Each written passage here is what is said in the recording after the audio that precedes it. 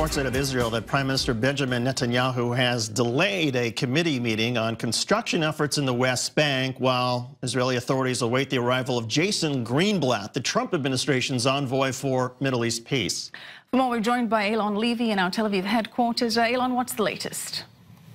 The latest is that while the Trump administration has been very tight-lipped about what it's planning, just last week Jason Greenblatt actually articulated what the Trump administration strategy is. And this is really interesting because it hasn't been reported very much. He was speaking at a conference at the United Nations of donor countries to the Palestinians, and he said, look, the Trump administration's policy is not about pushing for final status peace talks. It's not about that. It's about creating an environment for successful peace talks instead.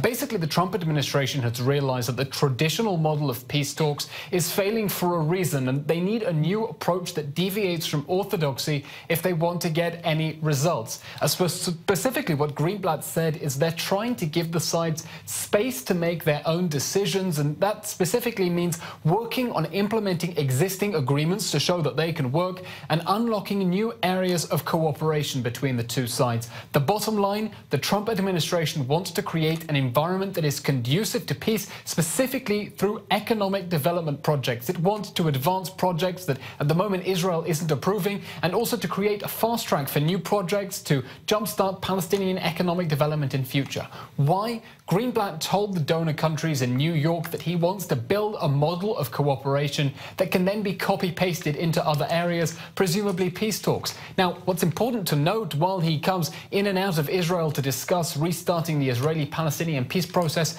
is that he didn't call for peace talks this year. He said, let's use this next year to improve the movement of Palestinian goods and people, not to reach peace, to improve the movement, to aim for what is realistic. This is a radical new vision, and it's not clear whether the Palestinians are going to agree. Clearly, they fear that any time they postpone final status talks will allow Israel to consolidate its advantage, but it's certainly a radical new approach, and it'll be interesting to see where it goes. Eylon Levy reporting from our headquarters in Tel Aviv. Eylon, thank you.